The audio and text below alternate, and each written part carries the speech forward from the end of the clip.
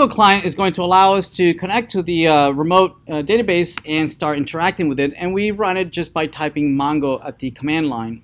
Once we're there, we can use some really simple commands such as show DBs to look at the current databases that we already have in there. And we're going to practice using the Mongo Client to model a couple of things in this class diagram. We'll model user as a base class, and then use a denormalized strategy to do faculty and students, and do some one-to-many between faculty and sections, and courses and sections, and then some mapping classes, the enrollment class here. All right, so we'll create a database using the use command. We'll call it the use whiteboard. This is a application that we're playing around in the web development course, which is always in the same vein of modeling a university, an online university. And by doing that, that creates the schema, the database for us. And then it switches over. So all commands after that are directed to the current database. Then once we're in that database, we can use all these commands to do all the CRUD operations on the database, right? So the syntax of all these commands is that they all start with db dot, right? So they use a kind of like an object-oriented notation, right? You said db dot, and then the collections, remember the collection is the equivalent of a table. What table do you want to interact with, right? What collection you want to interact with. So db, the name of the collection, so it might be db students, db faculty, db courses, db exams, whatnot. Right, and then the command might be insert, find, update, and remove. Right? And notice that they are functions. And so in that function, you can provide all sorts of arguments depending on where you can provide what is it that you're inserting, or what is it that you're finding, what is it that you're updating, what is it that you're deleting. Okay, so let's use this as an example to interact with multiple users, right, with a collection of users. So let's take a look at that. So let's head back to our command line, and in a new terminal, we can run the Mongo client. This by default, connects to the 27017 port, to the current MongoDB instance running. We can do show DBs. Right now, we just have a movies directory database in there. So let's create a database here. We can say use whiteboard, and this will be cs5200, and this is spring 20. So it switches over, and in here this is where we put all our collections. If we ask to show the collections, notice that we have no collections. Again, collections are the equivalent of tables. And we can add new things here. We can say db.users. So users will be the collection. If it doesn't exist, it will create the brand new collection. Right? So we'll say users, and we can do an insert. And in insert, we can put an object representation of what we want to insert. Right? So we can say that the username is Alice, and that the first name is Alice, and that the last name is Wonderland. Okay. Notice that it comes back with a status saying that yes, we were able to insert one. If we do a show collections again, notice that now we do have a users collection in there that was not there before. Okay. Notice that if I want to insert another something else, I want to insert maybe Bob.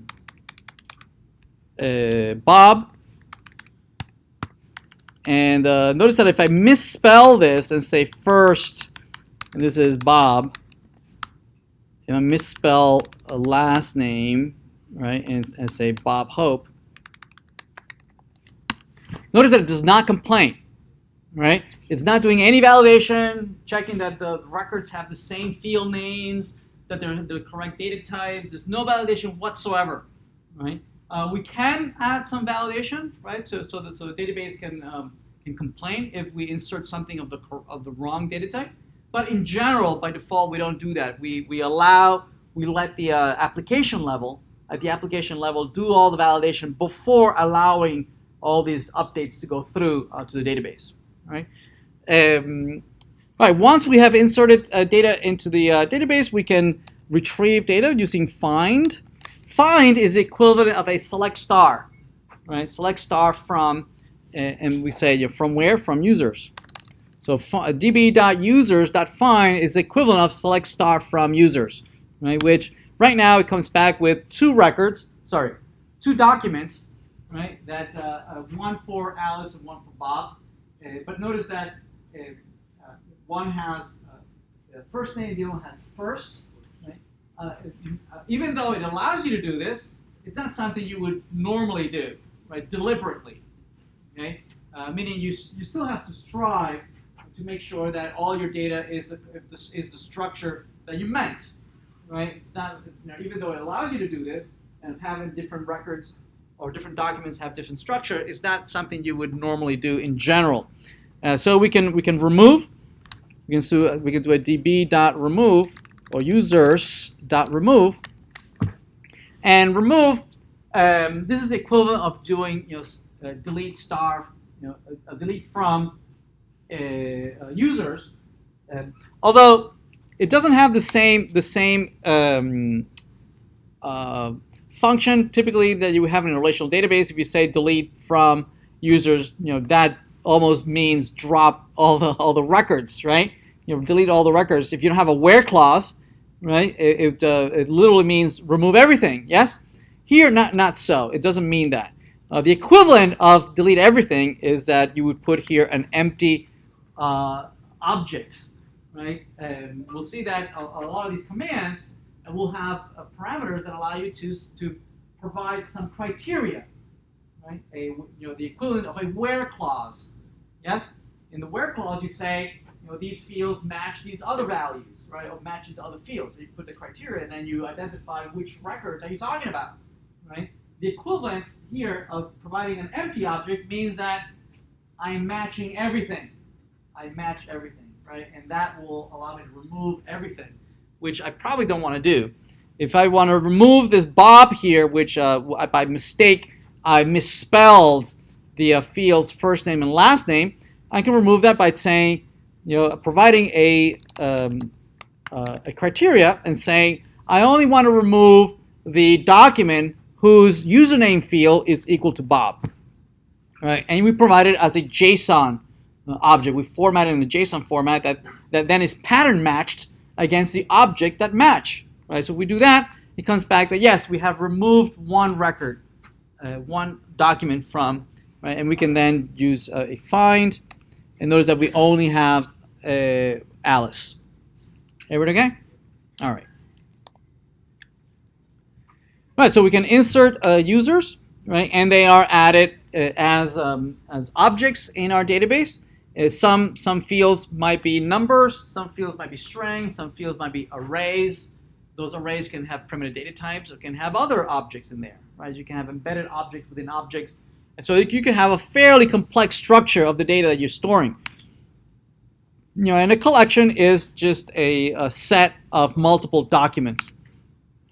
You can retrieve all the collections by saying show collections. You can retrieve all the records by find. So .find, remember, it's select star from users, meaning that parentheses will allow us to filter which records do we actually want. Right? In the parentheses, we can ask for which records we want, right? With providing a criteria.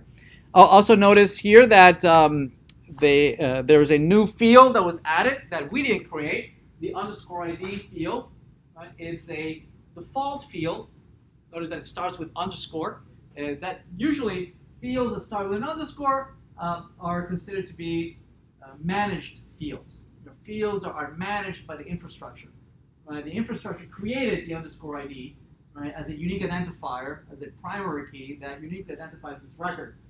It uses it for internal purposes, for optimization, for indexing, right, for being able to do very fast data retrieval, right? And in general, you would not deal with the _ID. We are though, right? We are going to do this. We're going to own that _ID, only because it's going to allow the TAs to grade you easier, right? All the records that we ask you to insert and update in our assignment, right, are going to use specific IDs, right? That if you don't use those IDs, then the tests are not going to work. Right? So you have to use those primary keys, the values that we give you. Okay. So we're going to override the underscore ID. As long as we can guarantee that those IDs are unique, then we're good. Okay. All right. Pretty allows us to just pretty print the content. Notice that if that object had a couple dozen of fields, it would be very hard to read, right? For our frontal cortex, we like to have some white spaces of tabs and in there. So if we add pretty to the end here, right? It just formats it so it's such an easier way for us to read. Yes. So pretty doesn't actually modify the data. It only formats in such a way that easier for us to look at. There's other formatters. There's like for instance sorting. Putting in a particular order, sorting it by the value of some field. It's also another modifier that allows us to sort it for our particular convenience. Sorting doesn't actually sort anything. It doesn't put it in any particular order. Right? Just like a relational database, you should never assume that the data is stored or ordered in any particular way. Right? You should think of the data that's stored as a set, as opposed to as an ordered list.